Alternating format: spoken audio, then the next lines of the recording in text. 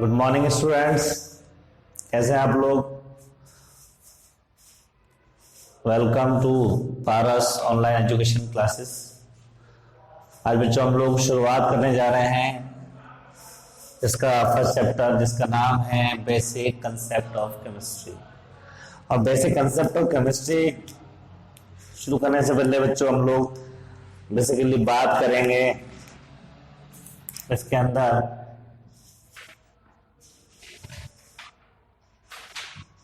विलियन की, जो mole concept के अकॉर्डिंग आता है बच्चों, विलियन सॉल्यूशन। और आपको पता है बच्चों, पढ़ते हैं हम लोग बचपन से कि विलियन जो होता है वो विलेय प्लस विलायक का कंपोजिशन होता है।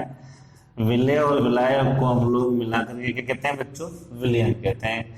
विलेय कौन होता है बच्चों, किसी भी यौगिक में जो कम मात्रा में होता है, कम मात्रा में होता है उसको हम लोग विलेय कहते हैं। और जिसकी मात्रा अधिक होती है, जो अधिक मात्रा में होता है बच्चों, उसको हम लोग बोलते हैं विलायक। फॉर एग्जांपल, अगर मैं आपसे कहूं कि मैं 50 ml एथेनॉल को घोल रहा हूं 250 ml जल के अंदर, 250 ml जल के अंदर, तो हमारे पास में जो ये एथेनॉल है बच्चों, ये काम करेगा विलेय का।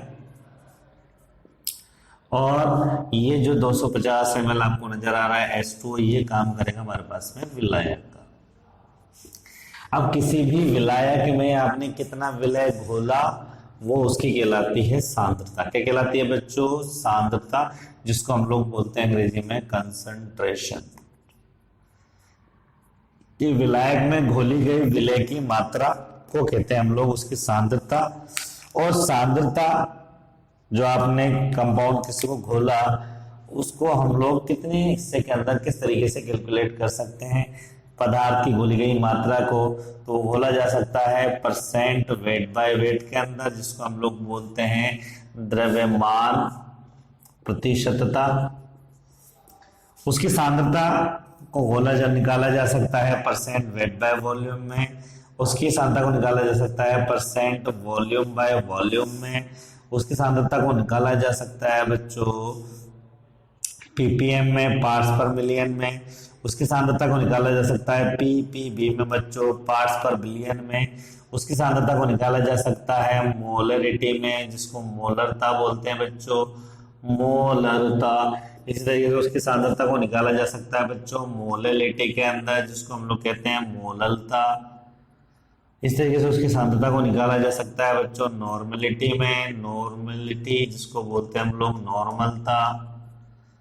ठीक है बच्चों, इस तरीके से निकाला जा सकता है उसको फॉर्मेलिटी के अंदर, जिसको बोल सकते हैं हम लोग फॉर्मलता। तो ये कुछ पॉइंट्स है बच्चों जिसके अंदर किसी पदार्थ की सांद्रता निकाली जा सकती है। सांद्रता को यूं कह सकते हैं, मान लीजिए 1 लीटर पानी के अंदर आपने कुछ अमाउंट नमक का घोल दिया, उस नमक को कितना घोला आपने उसमें नमक, उसकी सांद्रता इतने पॉइंट्स हम लोग कैलकुलेट कर सकते हैं। ठीक है बच्चों, अब इसके अंदर वो कुछ बातें आपको याद रखनी है ताकि चीजें आसान रहें। उसमें पहली चीज ये माननी है आपको कि भाई जो विलेय आप घोल रहे हैं, जो विलेय जो आप घोल रहे हैं,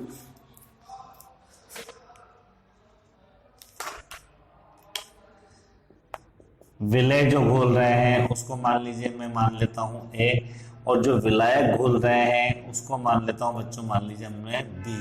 तो जब अगर हम लोग में बात करेंगे विलेय के आयतन की, विलेय के आयतन की बात करेंगे, विलेय के आयतन को मैं V ऐसे लिखूंगा, जबकि विलेय के भार को मैं, विलेय के भार को मैं लिखूंगा बच्चों WA से। इस तरीके से विलायक के आयतन, अगर हम लोग विलायक के आयतन की बात करेंगे बच्चों, तो इसको मैं V से लिखूंगा। और अगर मैं विलायक के भार की बात करूंगा, वेट की बात करूं, विलायक का भार, तो इसको मैं बच्चों WB से डिनोट करूंगा। सांद्रता में पहला पॉइंट था हमारे पास में परसेंट वेट बाय वेट, जिसको हम लोग बोलते हैं द्रव्यमान, द्रव्यमान प्रतिशतता। अब ये द्रव्यमान प्रतिशतता क्या है बच्चों, इसको देखिए आप लोग, इसका फॉर्मूला होता है percent weight by weight is equal to होता है बच्चों ये विले का भार बटे विलियन का भार मल्टीप्लाई विद 100। इसको यूं कह सकते हैं, क्वेश्चन आपसे कहा गया कि मान लीजिए आपसे कहा गया कि 40 ग्राम सोडियम हाइड्रोक्साइड को घोला जाता है 60 ग्राम जल के अंदर, तो इसके अंदर आप इसकी द्रव्यमान प्रतिशतता परसेंट वेट बाय वेट ज्ञात कीजिए। तो सिंपल सा हो गया बच्चों, जो कम है वो विलय है, आपको पता है, वो ऊपर आ जाएगा, WA हो जाएगा बच्चों, WA वापिस आएगा, जो ज्यादा है वो विलायक कहलाएगा, उसको नीचे आ जाएगा। परसेंटेज निकालने के लिए 100 ये आ जाएगा 40/100 इंटू 100 और ये आ जाएगा आपका 40% वेट बाय वेट। क्लियर हो गया बच्चों? एक एग्जांपल और लिया जा सकता है, अगर आपसे कहा जाए मान लीजिए कि 25 ग्राम सोडियम क्लोराइड को घोला जाता है 175 ग्राम जल के अंदर, आपको percent weight by weight calculate करना है। तो क्या करेंगे बच्चों, जिसकी सांद्रता कम है उसको ऊपर लेंगे, मतलब वो WA हो जाएगा, विलय और विलायक को जोड़ेंगे, 25 में 175 जोड़ देंगे, कितना हो गया 200 मल्टीप्लाई विद कितना हो गया बच्चों 100, कितना हो गया ये 2 टाइम्स हो गया, काट देंगे, आ जाएगा 12.5% वेट बाय वेट। बात समझ आ गई आपको? मान लीजिए द्रव्यमान प्रतिशतता के बाद में हमारे पास में सेकंड चीज जो थी बच्चों वो थी द्रव्यमान आयतन प्रतिशतता, जिसको हम लोग कहते हैं परसेंट वेट बाय वॉल्यूम। इसका नाम बच्चों द्रव्यमान आयतन, द्रव्यमान आयतन प्रतिशतता।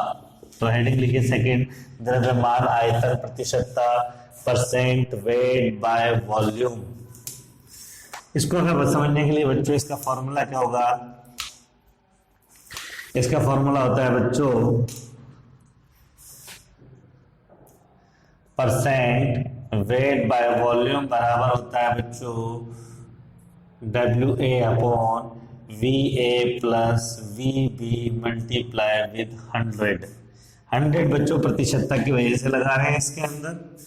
अगर मान लीजिए इस क्वेश्चन को यूं कहा जाए कि आपसे कहा जाए 10 ग्राम नमक को घोला गया है 1 विलियन में, जिसका आयतन है, मान लीजिए आपसे कहा जाए इसका आयतन है 20 ml और आपसे कहा जाए percent weight by volume calculate कीजिए, तो आप फॉर्मूला लगाएंगे percent weight by volume is equal to जो विलायक का विलय का भार है वो कितना दिया है आपको 10 ग्राम, तो 10/20 मल्टीप्लाई विद 100 सॉरी कहीं काट देंगे बच्चों, इसको 5 टाइम हो जाएगा और 10 पंजे 50, आपका ये आ जाएगा कितना आ जाएगा बच्चों 50% वेट बाय वॉल्यूम आ जाएगा। ठीक है बच्चों, इसी तरीके से जो तीसरी कंसंट्रेशन टर्म है हमारे पास में वो है परसेंट वॉल्यूम बाय वॉल्यूम।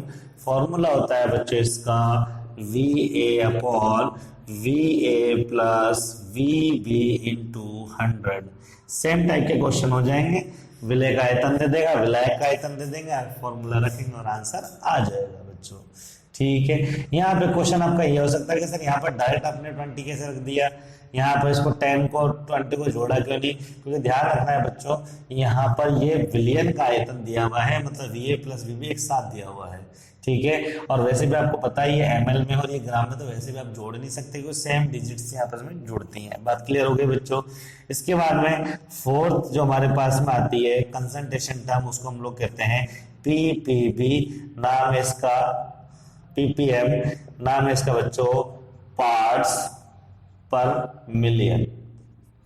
यूं कह सकते हैं जब आप किसी पदार्थ को बोल रहे हो बिल्कुल कम मात्रा में है, ना के बराबर, एकदम माइन्यूट क्वांटिटी में, तो फिर हम लोग PPM का यूज करते हैं। फॉर एग्जांपल फार्मेसी के अंदर जो औषधियों के निर्माण होता है उसके अंदर जो केमिकल्स का कंपोजिशन होता है वो मिलियंस ऑफ पार्टिकल्स के फॉर्म में होता है। इसी तरीके से बच्चों अगर आप लोग पॉल्यूशन की बात करेंगे तो पॉल्यूशन जो होता है बच्चों वो उसके अंदर भी पार्टिकल जो पार्टिकल होते हैं वो भी PPM में निकाले जाते हैं। फ्लोराइड की मात्रा भी पानी के अंदर जो होती है वो भी PPM में निकाली जाती है। तो इट इज वेरी इंपॉर्टेंट तो पीपीएम का फॉर्मूला होता है बच्चों W A upon W A plus W B into 10⁶ million हो गया ना भाई। और अगर मैं इसको चेंज करना चाहूँ बच्चों तो इसको ऐसे लिख सकता हूँ क्या, PPM is equal to W A upon W A plus W B into 10⁻² into 10⁴ 4 तो 6 हो गए ना बच्चों, 2 पावर में तोड़ लिया। और अभी थोड़ी देर पहले आपको पढ़ के आए हो W upon W A plus W B into 10⁻², मतलब 100 हो गया ना ये। तो क्या आपने इसको परसेंट वेट बाय वेट नहीं पढ़ा था क्या? आप कहेंगे यस सर। तो ये हो गया P P M is equal to हो गया percent weight by weight into 10⁴। एक फॉर्मूला आ गया। अगर मान लीजिए आपसे कहा जाए कि 1 लीटर समुद्री जल आपके पास में है, 1 लीटर समुद्री जल के अंदर जल में ऑक्सीजन की मात्रा आपको कहा जाए 0.0002% वेट बाय वेट है। कितने हैं? 0.002% वेट बाय वेट है। तो बताइए पीपीएम में इसकी क्वांटिटी कितनी होगी? एक क्वेश्चन तो ये दिया। एक क्वेश्चन ये भी दिया जा सकता है कि एक टूथपेस्ट है आपके पास में, एक टूथपेस्ट है और एक टूथपेस्ट के अंदर फ्लोराइड की मात्रा जो है बच्चों, फ्लोराइड की मात्रा टूथपेस्ट में फ्लोराइड की मात्रा है 0.0004% वेट बाय वेट। तो आपको उसकी मात्रा पीपीएम में कैलकुलेट करनी है, कितनी होगी? ये क्वेश्चन पूछे जा सकते हैं आपको। तो सिंपल सी बात है, पहले क्वेश्चन नंबर 1 की बात करें। क्वेश्चन नंबर का आपका 1 हो गया, ये 2 हो गया। तो इसके अंदर कह सकते हैं ppm is equal two percent weight by wait, direct दिया ना आपको। तो ये हो गया आपका फॉर्मूला होता है percent weight by weight into 10⁴। तो परसेंट वेट बाय वेट मेरे पास में था 0.0002 इंटू 10⁴ हो गया क्या बच्चों? ठीक है। अब यहाँ पर पॉइंट के बाद में कितने डिजिट्स हैं? 1 2 3 4।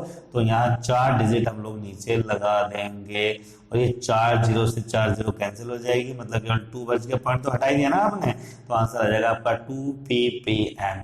Same thing is here. दूसरे क्वेश्चन की बात करेंगे, क्वेश्चन नंबर 2 का सॉल्यूशन की बात करेंगे।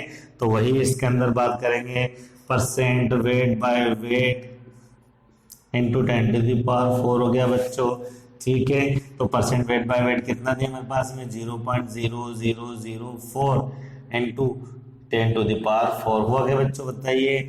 वही पॉइंट के बाद में 4 0 है, 1 2 3 4 डिजिट है, तो 4 डिजिट लिख दिया, पॉइंट हट जाएगा बच्चों, 4 cancel, 4 ppm is the right answer. ठीक है बच्चों, ये कहलाता है आपका पार्ट्स पर मिलियन। ये जनरली फार्मेसी के अंदर काम आपका आता है। इसके बाद में पीपीएम के बाद में हम लोग बात कर सकते हैं बच्चों पीपीबी की। पीपीबी ये हमारे पास में 4th यूनिट हो गई, सॉरी 4th यूनिट हमारे पास में ये हो गई। 5th यूनिट हो गया हमारे पास पीपीबी। पूरा नाम है इसका पार्ट्स पर बिलियन। ठीक है बच्चों, ये उससे छोटा यूनिट है और इसका फॉर्मूला होता है PPB is equal to W A upon W A plus W B multiply with 10⁹। इसको आप लिख सकते हो पीपीबी बराबर पीपीएम इंटू 10⁻3, क्योंकि 6 तो पावर चली जाएगी ना इसमें। यही हो सकता है पीपीबी बराबर percent weight by weight into 10⁷।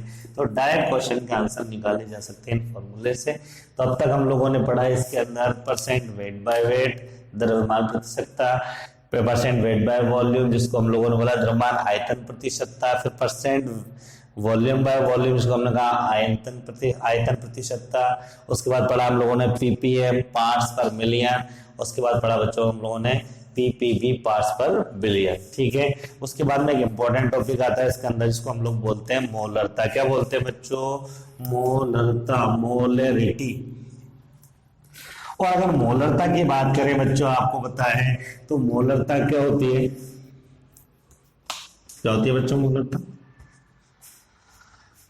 मोलरता का फॉर्मूला होता है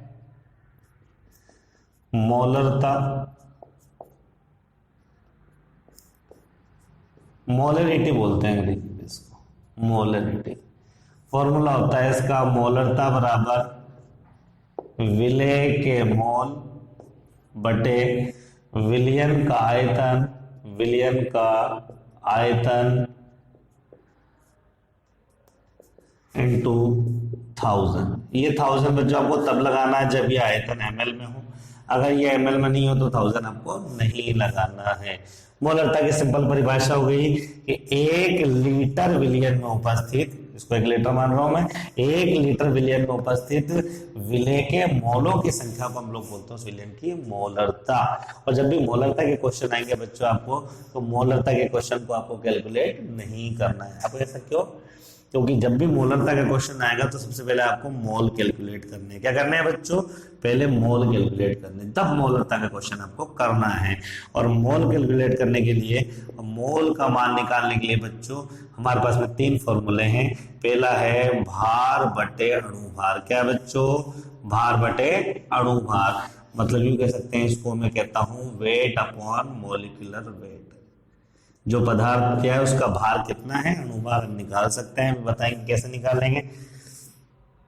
इसके अलावा बच्चों दूसरा है इसके अंदर आपका n नोट अपॉन n है।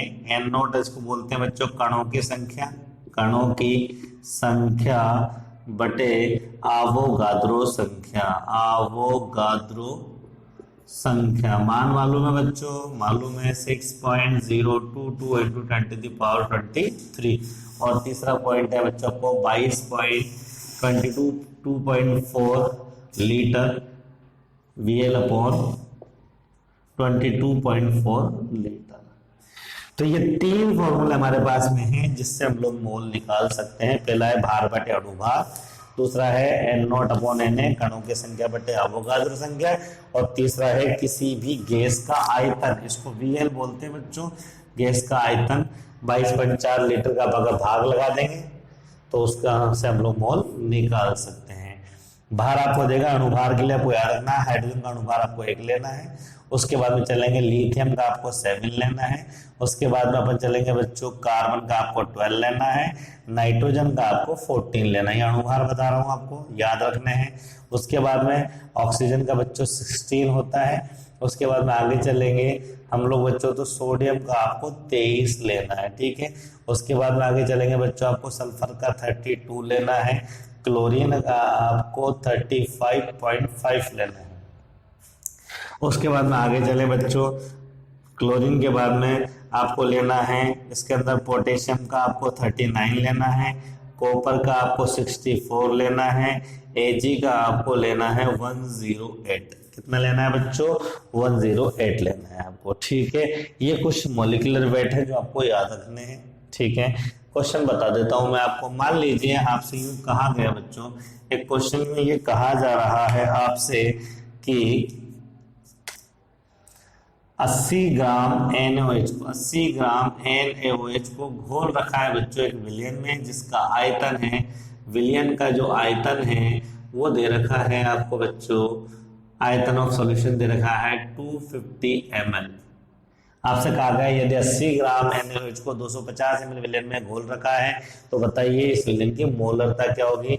इसको आपकी मोलरिटी आपको कैलकुलेट करनी है। तो आप क्या कहेंगे? नहीं, पहले हम लोग इसके मोल कैलकुलेट करेंगे। मोल कैलकुलेट करने के लिए क्या करेंगे? आप पहले मोल निकालेंगे, और मोल का फॉर्मूला आपका होता है भार बटे अणुभार, वेट अपॉन मोलिकुलर वेट होता है क्या बच्चों? यस, ये होता है। भार आपको उसने दिया है 80 ग्राम दिया है बच्चों, तो 80 ग्राम दिया है तो 80 को ऊपर रखेंगे, ये रख दिया। उसके नीचे रखेंगे उसका मॉलिक्यूलर वेट अणुभार। अणुभार सोडियम हाइड्रोक्साइड से बात करें तो ये हो गया 23 सोडियम का, ऑक्सीजन का हो गया 16, हाइड्रोजन का कितना हो गया बच्चों 1, टोटल कितना हो गया 40 हो गया। क्या 40 यहाँ रख देंगे, कितना आ जाएगा 2, मतलब मेरे पास में मोल कितना आ गया 2। अब फॉर्मूला लगाएंगे तो मोलरता बराबर था विलेय के मोल बटे विलियन का आयतन, कितना दिया 250 ml में, इसलिए क्या लगाएंगे 1000 लगाएंगे, 2 4 टाइम हो जाएगा 250 से, और 4 दूनी 8, आंसर आ जाएगा आपका कैपिटल 8A1 आंसर। समझ में आ गया आपको? और क्वेश्चन की प्रैक्टिस हम लोग कर लेते हैं।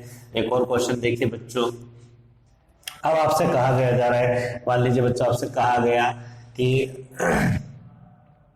49 ग्राम आपके पास में सल्फ्यूरिक एसिड है, 49 ग्राम सल्फ्यूरिक एसिड है, और इसको घोल रखा है मान लीजिए बच्चों 200 ml के अंदर घोल रखा है, मतलब वॉल्यूम ऑफ सॉल्यूशन आपका ये है। तो आपसे कहा गया इसकी मोलरता निकालिए। आप कहेंगे ठीक है सर निकाल देते हैं। पहले लेकिन क्या निकालेंगे आप लोग? मोल। मोल क्या होता है? भार बटे अणु भार। भार कितना दिया है इसने?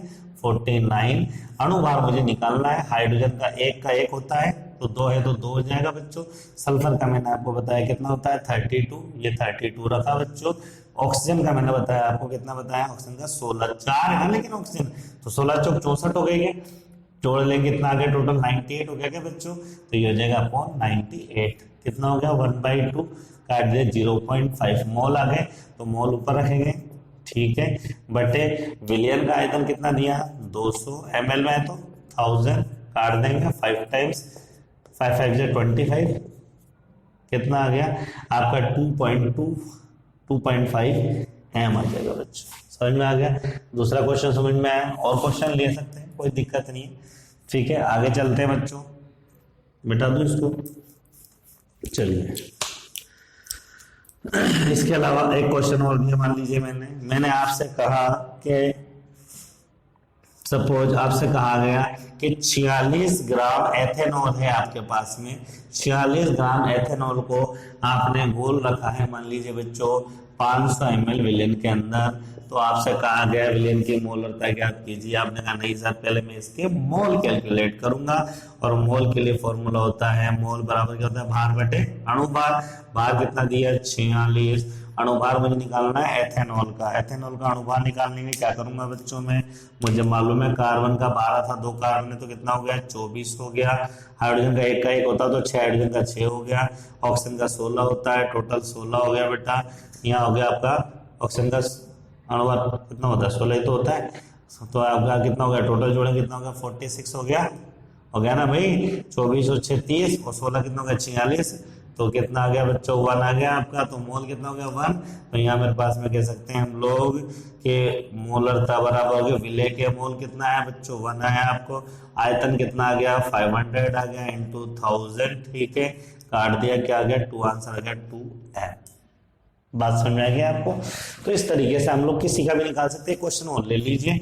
मैंने आपसे कहा कि यदि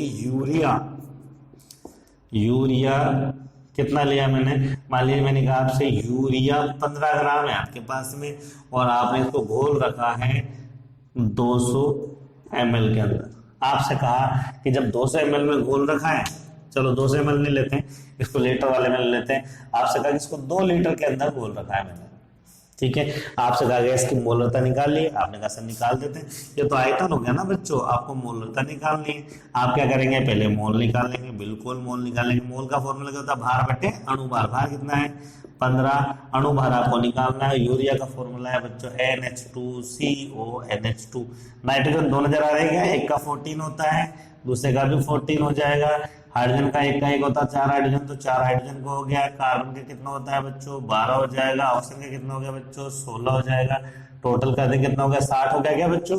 देखेंगे 60। 1/4 हो गया क्या? 15 चौक 60। 1/4 मतलब 0.25 हो गया क्या? बताइए। तो मोल मेरे पास में कितना है? 0.25 आ गए। तो मोलरता बराबर हो गया 0.25 अपॉन विलियन का आयतन कितना है बच्चों? विलियन का आयतन दिया है इसने 2 लीटर। 1000 नहीं लगाएंगे आप, क्यों नहीं लगाएंगे? क्योंकि इसके अंदर लीटर में आयतन दिया है। 0.25 को काट लेंगे एक बार, वो तो ये हो जाएगा आपका 0.2 एकम 2, ठीक है, 2 दूनी 4, 2 पंजे 10, 125 हो जाएगा, ठीक है। तो आंसर आ गया आपका 0.125 m यूरिया का। समझ में आ गया? कुछ स्पेशल क्वेश्चन भी इसके अंदर आता है, उसके बारे में भी बात कर लेते हैं हम लोग। लिखता हूं एक बार, इसका स्क्रीनशॉट ले लीजिए, कोई क्वेश्चन आप बना लें। चलिए एक क्वेश्चन और लिया, आपको थोड़ा टिपिकल टाइप का क्वेश्चन है। क्वेश्चन आपसे कहा गया कि यूरिया का आपको बताना है, यूरिया का आपको बनाना है सेंटीमोलर विलियन। सेंटीमोलर विलियन किसका बनाना है? यूरिया का।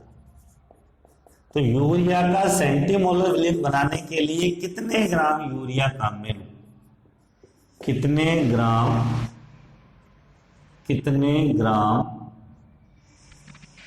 यूरिया चाहिए, जबकि विलयन का आयतन उसने दिया आपको 250 ml। क्वेश्चन रिपीट कर देता हूं, यूरिया का सेंटीमोलर विलयन बनाने के लिए कितने ग्राम यूरिया की आवश्यकता होगी, जबकि विलयन का आयतन 250 ml हो। बच्चों इस टाइप के क्वेश्चन आ जाते हैं तो आपको ये ध्यान रखना है, जैसे अगर वर्ड आए सेमी मोलर, सेमी मोलर ये शब्द यूज होंगे तो क्वेश्चन आपको मैं बता रहा हूँ इसी पैटर्न पे करना है। सेमी मोलर का मतलब हो गया आपका m/2। एक होता है बच्चों सेंटीमोलर, क्या होता है बच्चों सेंटीमोलर, ये कहलाता है आपका m/100। एक होता है बच्चों आपका सेंटीमोलर, क्या होता है बच्चों सेंटीमोलर, ये होता है आपका सेंटीमोलर तो लिख दिया ना। एक होता है आपका डेसीमोलर, क्या होता है बच्चों डेसीमोलर, इसको लिखते हैं हम लोग क्या लिखते हैं m/10। एक होता है बच्चों आपका डेका मोलर, क्या होता है डेका मोलर, ये होता है आपका 10m। यहाँ पर इसके अलावा एक होता है बच्चों आपका डेका मोलर के अलावा पेंटीमोलर, क्या होता है बच्चों पेंटीमोलर, मतलब होता है m/5। और एक होता है आपका पेंटामोलर, क्या होता है बच्चों पेंटामोलर, ये होता है आपका 5m। ये m तो मोलर था क्वेश्चन हो रहा है तो इसको 1/2 लेंगे, इसको 1/2 लेंगे, इसको 1/100 लेंगे, इसको 1/10 लेंगे, इसको 10 लेंगे, इसको 1/5, इसको 5। ये शब्द अगर आ जाता है तो फिर आपको मोल सबसे पहले नहीं निकालना है, क्वेश्चन को डायरेक्ट सॉल्व करना है। उसने क्या कहा कि यूरिया का सेंटीमोलर विलयन बनाने के लिए कितने ग्राम यूरिया की आवश्यकता होगी, जबकि विलयन का आयतन 250 ml हो। तो आप पहले फॉर्मूला लिखेंगे और फॉर्मूला होता है मोलरता बराबर क्या होता है बच्चों विलय के मोल बटे विलयन का आयतन, विलयन का आयतन इनटू 1000। अगर एमएल में है तो बिल्कुल एमएल में दे रखा है, ऐसे 1000। मोलर का उसने दे रखी है, उसने कहा सेंटीमोलर। सेंटीमोलर का मतलब क्या समझते हो देख बताइए आप। कहेंगे सर सेंटीमोलर का मतलब है m/100, m/100 नहीं रखेंगे 1/100 रखेंगे, m तो मोलर था है ना भाई। तो ये हो गया, ये विलय के मोल मुझे एजेटी लिखने हैं, विलय के मोल, क्योंकि मोल मैंने निकाले नहीं तो रखूंगा कहां से। विलय के मोल बड़े विलियन का है तो उसने दिया हुआ है 250 × 1000। जब ये कोई भी टर्म अगर क्वेश्चन में आती है तो फिर फॉर्मूला आप डायरेक्ट रखेंगे और इसी वे में मोलरता जो भी बोलेंगे, सेमी मोलर बोलेगा तो 1/2 रख देंगे, सेंटीमोलर बोलेगा तो 1/100 रख देंगे, डेसीमोलर बोलेगा तो 1/10 रख देंगे, डेकामोलर बोलेगा तो 10 रख देंगे, पेंटीमोलर बोलेगा तो 1/5 रख देंगे, पेंटामोलर बोलेगा तो 5 रख देंगे। विलय के मोल एजेटिस रखेंगे, आयतन जो भी देगा वो रख देंगे 2000, आयतन से काट लेंगे 4 टाइम्स हो गया, क्रॉस मल्टीप्लाई कर देंगे तो मेरे पास में यहां पर आ गया विलय के मोल बराबर आ गया मेरे पास में विलय के मोल 1/400 हो गया। क्या बताइए, तो मेरे पास में मोल आप जानते हैं क्या होता है, भार बटे अणुभार होता है कि अब मुझे इसको चेंज करना है, तो ये हो गया भार बटे अणुभार और ये हो गया मेरे पास में 1/400। भार मुझे निकालना है, यूरिया का अणुभार को ऊपर शिफ्ट कर दूंगा और ये हो गया अणुभार बटे 400। आप सब जानते हैं यूरिया का फॉर्मूला होता है NH2, अभी थोड़ी देर पहले बता रहे CONH2, इसका अणुभार 14, इस वाले का 2, इसका 12, इस वाले ऑक्सीजन का 16, इस वाले नाइट्रोजन का 40 और इस वाले हाइड्रोजन का 2। टोटल कर दें कितना हो गया 60। कितना हो गया अणुभार कितना 60 बटे 400, 0 से 0 कैंसिल हो गया बच्चों, ठीक है, 2 3 6 और ये 20, तो 3/20 आ गया ना, भाग लगा देंगे 0.0, 20 से कम 20, ठीक है भाई 300 भाग लगा दिया ना, तो कितना हो गया 20 से कम 20, 10 बच गए, 20 × 500, तो कितना आ गया आंसर हो गया 0.15 ग्राम यूरिया आपको जरूरत है घोलने की 250 ml में, जब आपका सेंटीमोलर विलयन बन जाएगा। समझ में आ गया आपको। एक क्वेश्चन और कर लेते हैं सही, इसका स्क्रीनशॉट ले लीजिए एक बार आप। हो गया, चलिए क्वेश्चन मैं बोल रहा हूं आपसे, मैंने आपसे बोला एसिटिक अम्ल का आपको बनाना है पेंटीमोलर विलयन। क्या बनाना है एसिटिक अम्ल का पेंटेमोलर विलयन बनाना है, जबकि विलयन का आयतन आपको 200 ml दिया। कितने ग्राम एसिटिक अम्ल की आवश्यकता आपको होगी, ये क्वेश्चन है। एसिटिक अम्ल की मात्रा आपको निकालनी है। फॉर्मूला क्या होगा, फॉर्मूला वही, मोलरता बराबर विलय के मोल बटे विलयन का आयतन इनटू 1000। क्या बोला है आपसे,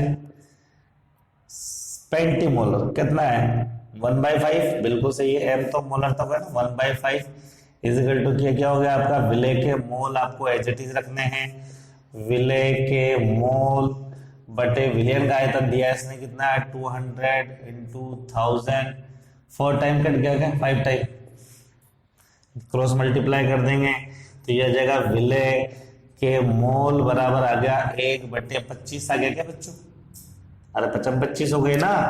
अब उसके बाद मोल क्या होता है, भार बटे अणु भार बराबर 1/25, ये तो ऊपर जाएगा ना भाई, तो भार बराबर ये आएगा आपका अणु भार बटे 25। अब आप कहेंगे सर एसिटिक अम्ल का फॉर्मूला क्या होता है, CH3COOH, इस कार्बन का कितना हो गया 12, ठीक है, इसका कितना हो गया 3, इस कार्बन कितना हो गया 12, इस ऑक्सीजन का कितना हो गया 16, इसका भी 16 कितना हो गया 32, हाइड्रोजन का कितना हो गया 1, टोटल कितना हो गया 60, कितना हो गया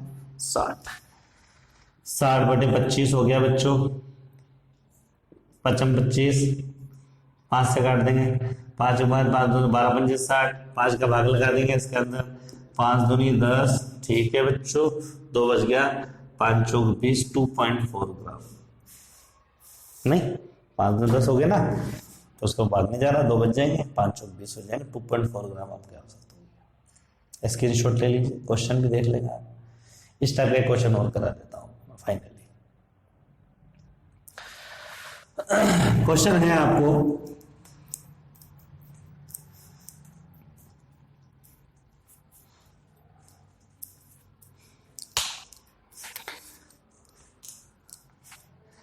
एथेनॉल का डेसीमोलर विलयन बनाना है आपको, किसका, एथेनॉल का, एथेनॉल का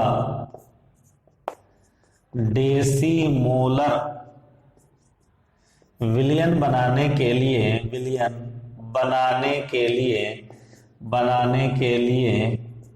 कितने ग्राम एथेनॉल की आवश्यकता होगी, और विलयन का आयतन दिया इसने 2 लीटर, ml नहीं है लीटर है। क्या करेंगे, फॉर्मूला मोलरता बराबर विलय के मोल विलयन का आयतन 2000 तो लिखेंगे नहीं, कौन सा क्वेश्चन, कौन सा फॉर्मूला है, डेसीमोलर, मतलब क्या हो गया बोलो, डेसीमोलर क्या कहेंगे 1/10 हो गया ना, बटे विलय के मोल बटे विलयन का आयतन, 2000 तो लगाएंगे नहीं, लीटर में क्रॉस मल्टीप्लाई कर देंगे, ऊपर चले जाएगा, ये जाएगा, तो ये मेरे पास में आ गया विलय के मोल बराबर जाएगा 2/10 हो गया क्या बच्चों, तो ये आ जाएगा मेरे पास में 1/5 हो गया क्या। अब मुझे क्या करना है, मुझे निकालना है मोल बराबर क्या होता है, भार बटे अणु भार, और ये कितना होता है 1/5 हो गया क्या बच्चों, अणु भार ऊपर चला जाएगा, तो भार बराबर अणु भार बटे 5 हो गया क्या। एथेनॉल का फॉर्मूला मालूम है, बिल्कुल सही है, C2H5OH।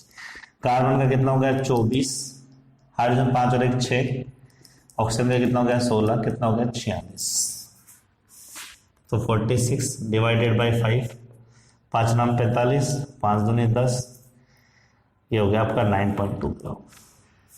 निकाल लेंगे, मोलरता आगे निकालना, और मोलरता के साथ साथ पदार्थ की जो मात्रा वो भी निकाल सकते हैं। क्लियर हो गई। मोलरता के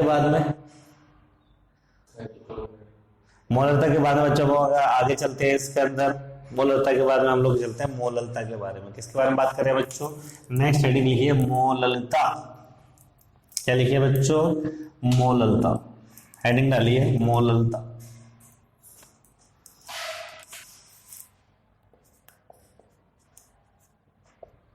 स्मॉल एम से शो करते हैं बच्चों इसको, तो मोललता बराबर हो जाएगी स्मॉल m बराबर हो जाएगी विलेय के मोल बटे विलायक का भार इंटू 1000। लेकिन ध्यान रखें बच्चों कि विलायक का भार अगर ग्राम में होगा ना, विलायक का भार ग्राम होगा तो ही 1000 से मल्टीप्लाई करना है, नहीं करना। अरे सेम कंडीशन इज हियर, वो कैपिटल एम था, ये स्मॉल एम है, पहली बात तो ये है। दूसरी खास बात ये बच्चों ध्यान रखनी है इसके अंदर कि वहां भी मोल निकाले थे, यहाँ भी मोल निकालेंगे, उसके बाद भी फॉर्मूले की बात करेंगे। और वहां विलयन का आयतन नीचे था और यह विलायक का भार है। परिभाषा अगर आप बताना चाहें, डेफिनेशन देना चाहें तो कह सकते हैं 1 किलोग्राम विलायक में उपस्थित विलेय के मोल को कहते हैं उस विलयन की मोललता। ठीक है बच्चों, बात समझ में आ गई। एक बहुत इंपॉर्टेंट बात और यह है कि अगर आपको मोलरता और मोललता दोनों को दे दी जाए आपको, कहा जाए कि अगर कमरे के ताप पर आपको विलयन बनाना है तो बताइए कौन सा आप प्रेफर ज्यादा करते हैं, तो आप कहेंगे साहब मोललता हम लोग ज्यादा प्रेफर करेंगे, क्योंकि इसमें आपको कहीं भी आयतन नजर नहीं आ रहा है, मतलब क्यों कह सकता है मोललता, molality is the temperature independent concentration term, मतलब मोललता ताप पर निर्भर नहीं करती है। ठीक है, ये भी पूछा हुआ क्वेश्चन एग्जाम में कि कौन सी सांद्रता इकाई ताप पर निर्भर नहीं करती है। आपको देगा एग्जाम्पल मोललता, नॉर्मलता, जो भी है, तो सिंपल सा आंसर ये होगा जिसके अंदर आयतन मौजूद होता है, जिसके फॉर्मूले में आयतन होता है, वो ताप पर निर्भर करती है, क्योंकि जब उसको गर्म करते हैं तो आयतन आपको पता वॉल्यूम कम और ज्यादा हो सकता है। तो जिस भी कंसंट्रेशन टर्म में, जिस भी सांद्रता इकाई में आयतन पाया जाता है वो ताप पर निर्भर करती है, जिसमें आयतन नहीं पाया जाता वो ताप पर निर्भर नहीं करती है। तो ये बताइए आप मुझे, ताप पर निर्भर करेगी कि नहीं करेगी, बोलो। आप कहेंगे सही, ताप पर निर्भर नहीं करेगी क्योंकि इसमें आयतन नहीं है। और मोलरता ताप पर निर्भर करेगी, बिल्कुल करेगी, उसके अंदर आता है विलेय के मोल बटे विलयन का आयतन। बात समझ में आ गई आपको। क्वेश्चन सेम हो जाएंगे, कर सकते हैं। एक क्वेश्चन ले लेंगे आपसे कहा गया कि 78 ग्राम बेंजीन है आपके पास में। कितने ग्राम बेंजीन है?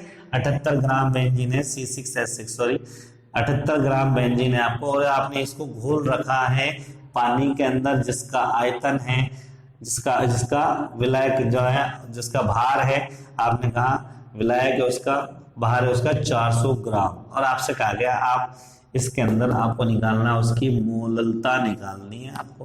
तो आप लिख देंगे मोललता बराबर विलेय के मोल चाहिए पहले आपको। और मोल मैंने कहा जब भी मोल पहले निकालते उसके बाद में बात करते हैं, और मोल निकालते हैं। मोल का फॉर्मूला क्या बताया था? भार बटे अणुभार। भार कितना है? 78 ग्राम। अणुभार कितना है बेंजीन का? कार्बन का एक का 12 होता है, तो 6 है तो 12 6 72 और 6 78 कितना ग्राम? तो 1 मोल हो गया ना, विलेय के मोल बटे विलायक का भार कितना है? 400 ग्राम में, इसलिए क्या लगा देंगे 1000, कट गया कितना का 2.5 स्मॉल है। एक क्वेश्चन और देख सकते हैं। आपसे कहा गया कि 10 ग्राम सोडियम हाइड्रोक्साइड को घोल रखा है आपने, 10 ग्राम सोडियम हाइड्रोक्साइड को घोल रखा है आपने 20 ग्राम जल के अंदर। मोलरता निकालनी है आपको। तो देखिए पहले मोल निकालेंगे। मोल क्या होता है? भार बटा अणुभार। भार कितना दिया? 10। अणुभार कितना है? सोडियम का 23, हाइड्रोजन का कितना होता है? ऑक्सीजन का कितना होता है? 16, हाइड्रोजन का कितना हो गया? 1, कितना हो गया टोटल? 40 हो गया ना, 1/4 आ गया, मतलब 0.25 आ गया। तो मोल कितना हो गया? 0.25 बटे विलयन का आयतन क्या, विलायक का भार कितना दिया बताइए? 20 ग्राम इंटू 1000 ग्राम में है ना, 0 से 0 कितना हो गया? 2 पंजे 10, 50 बार 25 2.5 सॉरी 25 स्मॉल है जाएगा आपका। ठीक है, एक क्वेश्चन और ले गए आपसे लास्ट इसके अंदर मोलरता के अंदर। मोलरता का क्वेश्चन अगर आपसे कहा गया कि 58.5 ग्राम सोडियम क्लोराइड है, उसको 1 किलोग्राम में घोल दिया। 58.5 ग्राम सोडियम क्लोराइड को घोल रखा है 1 किलोग्राम में। मोलरता निकालनी है, मोलरता निकाल देंगे। मोलरता बराबर विलेय के मोल, पहले मोल निकाल लेंगे। मोल आपको निकालना आता है, क्या होता है? भार बटा अणुभार। भार कितना दिया? 58.5। अणुभार कितना है इसका? सोडियम में कितना होगा? 23, क्लोरीन में कितना होता है? 35.5 होता है क्या? जोड़ दिए कितना हो गया, 58.5 हो गया ना, कितना आ गया, 1 आ गया।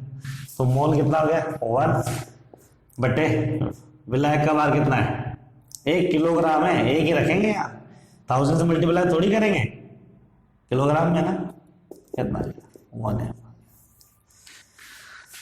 उसके बाद में जो क्वेश्चन अभी जो बताए थे वो टर्म वाले, यहां वहां मोलर बोला था, यहां मोलर बोल देंगे।